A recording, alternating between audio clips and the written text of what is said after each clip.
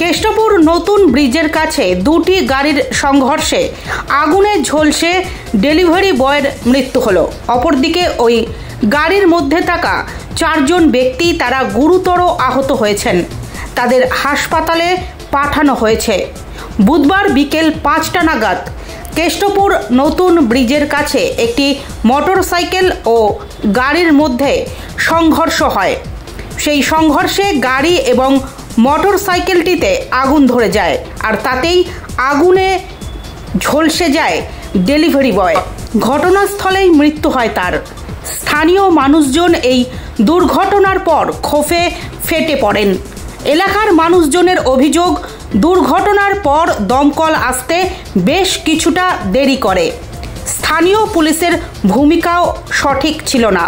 অতি দ্রুত গতিতে ডেলিভারি বয় যাওয়ার সময় এই দুর্ঘটনা ঘটে। গাড়ির সঙ্গে মুখোমুখি সংঘর্ষ ঘটে বলে স্থানীয় সূত্রে জানা যাচ্ছে। সল্টলেক, কেষ্টপুর এবং বাগুইআটি এলাকায় ডেলিভারি বয়দের মোটরসাইকেল নিয়ে বেপরোয়া চলাচল প্রতিনিয়ত চলে। জগৎপুর ব্রিজ সহ কেষ্টপুর এবং বাগুইআটি এলাকায় ডেলিভারি বয়রা কোনো রকম ট্রাফিক সিগন্যাল মানে না।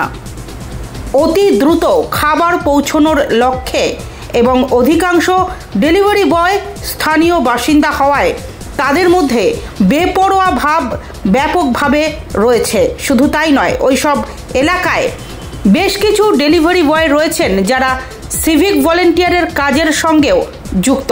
ফলে ট্রাফিক নিয়মকে বুড়ো আঙুল দেখিয়ে বাগুইআটি ট্রাফিক গার্ডকে না মেনে এবং কোনো রকম পুলিশের নজরদারি ও সিগন্যাল সিস্টেম কড়াকড়ি না থাকায় বুধবার বিকেলে আগুনে ঝলসে এক ডেলিভারি বয়ের মৃত্যু হয়।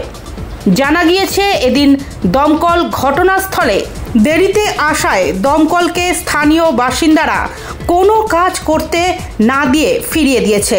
পরে পুলিশ এসে পরিস্থিতি নিয়ন্ত্রণে এনে ঝলসানো মৃতদেহ উদ্ধার করে নিয়ে যায়। ঘটনার পর কেষ্টপুর নয়া ব্রিজ এলাকায় ব্যাপক উত্তেজনা ছড়িয়ে পড়ে। ওই এলাকায় থাকা সিসিটিভির ফুটেজ পুলিশ খতিয়ে দেখছে।